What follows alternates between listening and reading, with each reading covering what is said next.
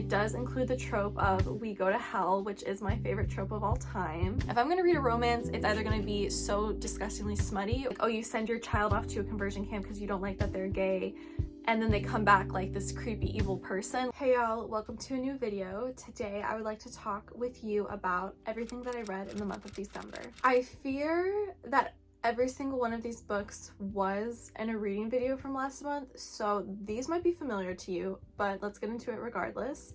Let's start with some stats. I read 12 books last month. That equaled out to 4,285 pages. As always, thank you Storygraph for existing, because without you I would not have these stats. If you are a book person and you want to keep track of stats in a different way than Goodreads can even do, Storygraph is the app for you, okay? Not sponsored. I would love to be sponsored by them one day, but not yet, okay? Storygraph is amazing for keeping track of your books. It's better than Goodreads in some way. Trust me, I still use both. My Goodreads is actually linked down below if you'd like to follow me on there.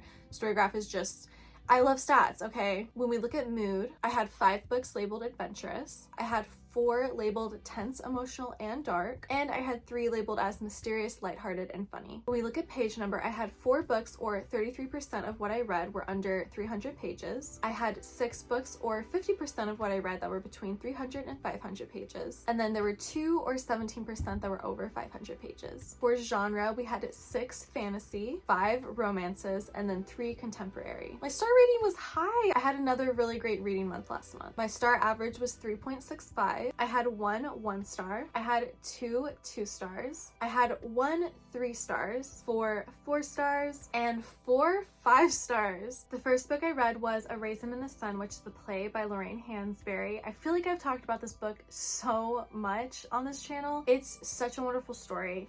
It is the story of the younger family. We have Mama, her son, her daughter, her son's wife, and their little son. They live in like a 2-bedroom apartment. They have been stuck there their whole lives. They want to move out. They want a better life for themselves. Like, every member of the family has a vision of how they want their life to be going, and currently it's not going that way. Mama's husband has died, and they are receiving an insurance check in the mail, and each member of the family has a different idea of what they want to do with the check. Mama decides to take half the check and purchase a home for them in a white folks neighborhood. This will be a really great start for them, a really great new opportunity. However, the threat of racism is very prominent in this book with the family. Someone from the town that they're about to move into even comes to them and suggests that they not move there for the protection of everyone. The story ends up being a really great resilient story about pride and how good and how bad that can be for you. I really love that part of the story, because Mama's son, he has a lot of pride that gets him in trouble, but in the end, his pride is also what amplifies him and uplifts him and his family. A lot of people see pride or think pride and they think that's a negative characteristic to have, but I see the benefit in having a lot of pride in yourself and who you are and your family and your loved ones, and I think that this story like really amplifies that in such a positive way. The end of the story is really tragic, however, because we see at the very end, like the final moments of the play, how scared Mama really is for the family moving into this new chapter in their life, and it's just a story that really sticks with you. Next, I read 2 Twisted Crowns. This is the sequel, the end of the duology for the Shepherd King series. This is by Rachel Gillig. The first book, I did not like the first book, okay? And the reason being, well, let me tell you what it's about first. So we have our main character. She lives in a fantasy world where there are magic cards. Each card has a different ability. So if you tap one of the cards, say it's the card that makes you tell the truth. So you tap the card, everyone around you has to tell the truth. Or you tap the card to make yourself tell the truth. There's, like, for instance, a maiden card, which makes whoever has the card, whoever's tapped the card, look beautiful, be replenished. When our main character was a little girl, she had tapped onto the nightmare card, which is the most rare card there. I believe there's only 2 of them in the whole existence of the cards. And after that, she was cursed with having a nightmare in her head. So there's literally like someone who speaks to her in her mind. And with this, she has been given the ability to see the cards. Like, she can see when someone has a card in their pocket. They give off this glow, this aura, right? In the first book, she comes across a family who finds out her ability. They decide to help her with getting rid of the nightmare if she helps them find all the cards, because they believe if they have all the cards, they can heal a person who in their family who is sick, right? So the second book feeds off of that. It's more of that story. However, in the second book, we get 2 side characters that were in the first book. We get their love story, which I loved it so much. And the main reason why I didn't like the first book so much was because the MMC, the male main character for the first one, her love interest, I hated him. He was whiny. he would border her consent a lot of the time, and I kept thinking that something crazy was going to happen with that because of how many times he enters her mind without her wanting to, and he gets in lots of trouble with that, with the nightmare that's within inside her. So the second book, we pick up where the first book leaves off of, with like tragedy happening and all this crazy stuff going on, but we get more of a love story between two side characters who I really love them. So I give this book 4 stars because I thought it was so much better than the first one. It has like such an aura of romance under it, but it's still like, I think it's a little overrated. I think a lot of people really love it, and I love that for you, but I don't think it's as good as everyone is saying it is. Next, I read House of Hollow by Crystal Sutherland. Crystal Sutherland became an auto-by-author for me after reading this book. This is the story of 3 sisters who, when they were really young, they were kidnapped / stolen / lost. They were gone for a long amount of time, and then they just showed up randomly one day. They did not talk about what happened to them. No one knows what happened to them, but they seem a little weird. Okay, so for instance, one thing that was different that the father noticed right away is our main character, before she went missing, she had lost a baby tooth. When she comes back, the baby tooth is there, and the father is like, what the heck? Like, she lost that tooth. I remember she lost that tooth. This is weird. Why does she suddenly have this tooth back? The mother, of course, is like, who cares? We don't care about the tooth, man. Like, our daughters are back. Let's just be grateful for that. The father ends up leaving them. He doesn't trust them. He believes that there's something evil and underlying about the daughters. We move forward like a whole decade. The 2 older sisters have left the house, and the youngest sister, who is the main character in the book, she's still living with her mother. Their oldest sister goes missing, and the 2 sisters have to come together and try to find out where their older sister is. They come across other characters. It's a very good book. It does include the trope of we go to hell, which is my favorite trope of all time. When we go to hell, I love when we go to hell. It's spooky, it's gross, it's gory, it's so well descriptive, but it's also straight up to the point. I really love this book. I gave it 5 stars. I ate up every single word of this book. Every single page was so much fun to read. Ew, okay. I actually have this book. I literally have it over there. I'm not gonna pick it up because it's in my unhaul pile. I don't even want to see it. I don't want it part of my bookshelf over here. It does not deserve a space. This book being Cuckoo from Gretchen Felker Martin. This is the story of a, what is it called? Oh, of a conversion camp set in the 90s, I believe. And basically, when these kids come back from this conversion camp, they are very different. So the very first part of the story is the story of a mother, like it's her POV, and her daughter has just come back from this conversion camp, and she's just very weird. She calls her mother and her father names that she's never called them before, like mommy and daddy, and she's like, an older kid, she's like, why are you calling us that? She's very helpful, she's very nice and polite, and just like totally a different person. And the mom is just getting this evil vibe from her that something really weird is going on. And that first part of the story was really great. Like, if it had just been a short and just like that part of the story, I would have loved it. It was creepy, it was ambiguous, it was just like scary to think like, oh, you send your child off to a conversion camp because you don't like that they're gay, and then they come back like this creepy evil person. Like, it just was very effective. But then we get into the meat and the potatoes of the story, and y'all know, we follow a group of like 5 to 8 kids who are part of the conversion camp. Like, they've been sent to the conversion camp, so we get their story of being hauled away from their family, taken to the camp. It's obviously a terrible time there. Like, they're just made to, it's just laborious. It's very laborious. They're tortured, they're abused. It's just like a really bad story.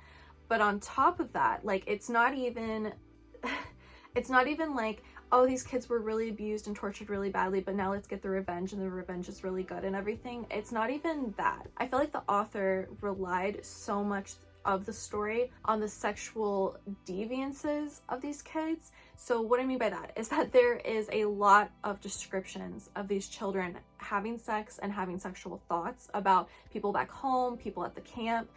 And it was so uncomfortable because it's literally children. Like, these kids are like 13 to 17 years old, and this author is writing very explicit descriptions of sex between them that made me so uncomfortable. Like, I don't know if I've ever read an adult book starring children, except for The Library at Mount Char. I actually talked about that in the video where I read this book, Cuckoo. The Library of Mount Char is a story of basically God who takes these children and makes them learn different parts of the world, like they have different educational sections that they, you know, hone in on, and these children go through a lot of torture and a lot of really bad things. And that book made me very uncomfortable because it's literally children going through it, and this book reminded me of that book because this is another adult book about children doing adult things, you know what I mean? Or at least like having the descriptions be adult, because I've read YA books where like kids have sex and it kind of like fades into the darkness, like Cassandra Clare, you know, she will like have a sex scene, but it'll be like sweet and nice and pretty, and then it'll like fade to the darkness. But with Cuckoo, it's like explicit. It's literally like gross imagery of these children doing these things, and it's just like, it made me so uncomfortable. Not to mention the torture that these kids go through is very descriptive. I literally hated every ounce of this book. I can't even go pick it up because I want it hidden over there. I don't want to look at the cover. It just like grosses me out so badly to think that I read this book, and I hated it. I hated it so much. I do not recommend it to anyone, absolutely nobody. It wasn't even like good gay representation. Like, we didn't even have that going for us, okay? Next, I read the Jasad Heir. This is from the Scorched Throne series. This is book 1. This was written by Sarah Hashem. This book was really freaking good, okay? And I feel like I read it in a fever dream. The premise here is that we have our main character. She's one of the final members of the Jasad people. Basically what happened was, there is the fantasy world, okay? We have lots of different organizations, cultures, communities of people, and they all had magical powers. So all of the different communities started fighting each other to gain the other's magical power, but the Jasads stayed quiet. They stayed quiet and cultivated their own power, therefore becoming more magical and more powerful than everyone else who was fighting. But then a new government was created to try to keep all of these communities in check, and then once they found out that the Jasads were this great, powerful people, they had to eradicate them. So like, all of her family has died, all of her friends have died. She's like one of the only Jasads left. Anyone else who is a Jasad has to like qualify themselves as Jasad, and then they will be put on trial and most likely put to death. So anyone who is still living kind of has to live in quiet and in fear to not be found out about this. Well, there's a competition coming up, and one of the princes comes to our main character's village. She lives with a community of people. She has her friends, she takes care of young girls. Like, she's just like living her life, not letting her magic be shown. In the one moment that she does let her magic be shown, of course this prince comes upon it, and he decides to make her his champion. He's like, if you don't want me to turn you in, you're gonna become my champion for this competition, for this trial, for this tournament. Hopefully you'll win, and then after that you can be free. Like, you will have the life you want. You can go wherever you want. You can start over. You will be free. Like, no one will ever say anything bad about you. You know, you'll be fine.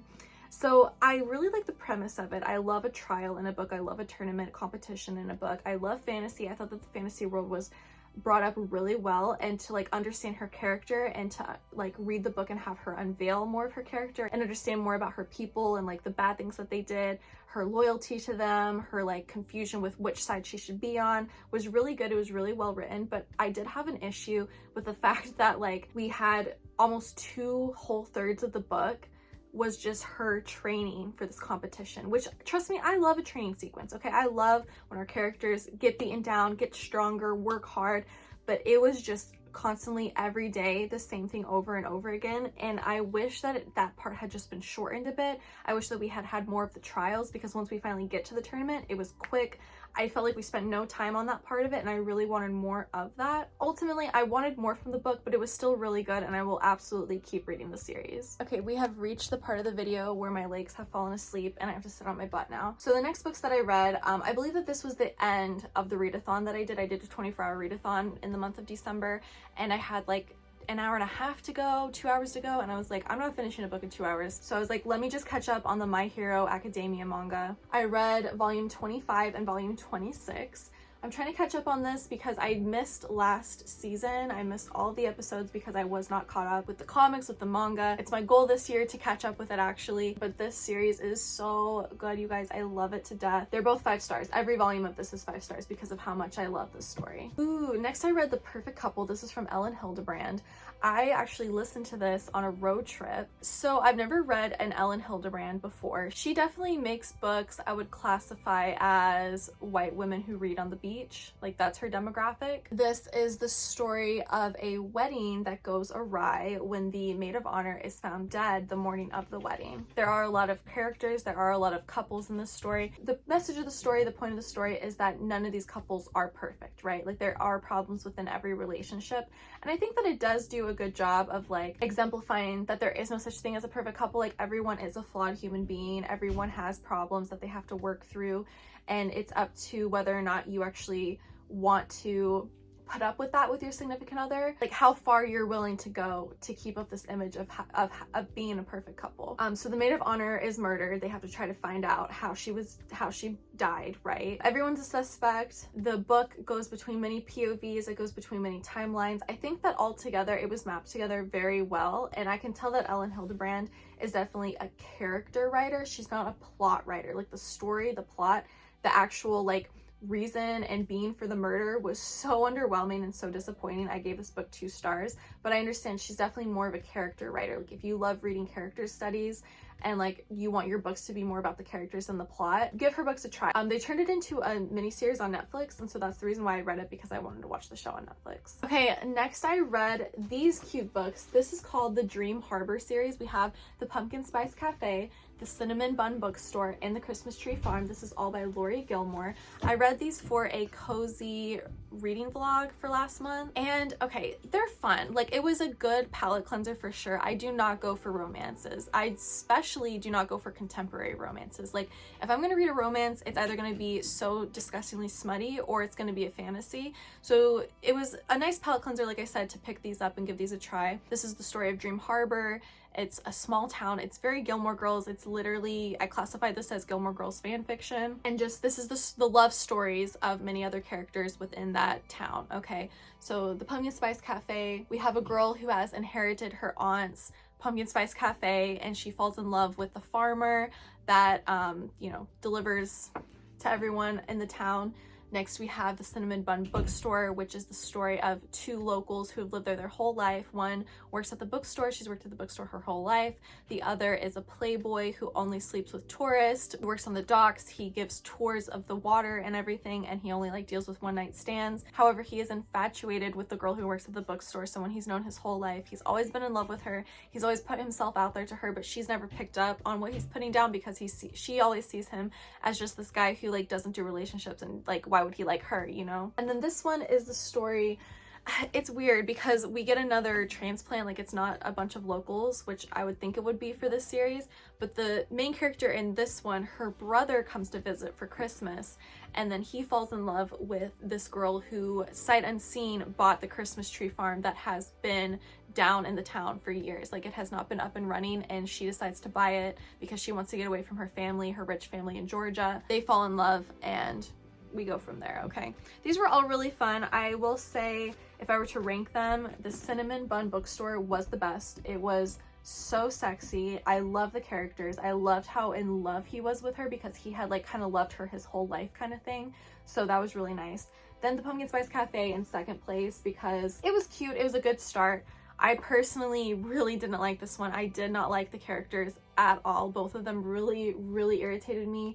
The main point of these stories is that no one knows how to communicate, and so that's the conflict that we get here, and that's the reason why I don't read a lot of contemporary romances, because I feel like that ends up being the climax, that ends up being the problem in all of these stories, is that no one can communicate, and that's so stupid to me. I hate reading it. So like I said, a good palette cleanser. These are really cozy. They have a lot of cute imagery. I mean, it's very Gilmore Girls, okay? The town is literally set to be like Stars Hollow. Okay, and then the final book that I read last month was When the Moon Hatched by Sarah A. Parker. This book, oh my god, okay. This is the story of Rave. She is an assassin. Her best friend, one of her only like found family members, because she's not with her family anymore. She kind of like showed up into this world as an orphan, you could say. So her best friend gets murdered, and she decides to spend the rest of her life exacting that revenge for her friend. Throughout this book, we are also privy to a diary from another character named Elowen, and we have to see how like her story connects with everything. She comes across Khan, I don't know how to say his name, Kaan, who has this infatuation with her. He feels like he's known her in another life kind of thing. I think that this book is really sexy. It had a lot of really good scenes. It's big, it's full, it's a fantasy book. It's like a whole world was created in this, which I really love. Like there's a whole glossary at the beginning so that you can understand what you're getting yourself into. It has such a heavy emphasis on the dragons in this world, but then the dragons are so underutilized. Like I was really disappointed with how little the dragons actually ended up being in the book and how little of importance they were. Like I kept thinking that there's gonna be something crazy like, oh, she's a dragon reincarnated as a person. Like I was expecting there to be some kind of connection with the dragons, but instead the dragons are just kind of there. And I feel like within time, the dragons will become more important to the story. This was just the beginning. Like it's book one, I get it. We had to get the story started. We had to get all the plot twists out of the way of who she really is and who the main male character really is. Like I said, really good sex scenes, really good plot twist. I had a fun time with it. If you want a good fantasy read, a good thick fantasy read, I would definitely pick this one up. I give it 4 stars, okay? I obviously liked it enough. All right, guys, that is everything that I read at the end of 2024. That is everything I read in December last month. I hope you enjoyed this video. If you did, give it a like if you liked it. If you are a returning viewer, returning subscriber, thank you so much for clicking on this video. I appreciate your support so much. If you are new to this channel, consider subscribing so you don't miss anything that I create in the new year. And yeah, I hope you guys all have a great day. Mwah! I will see you in the next one. Bye!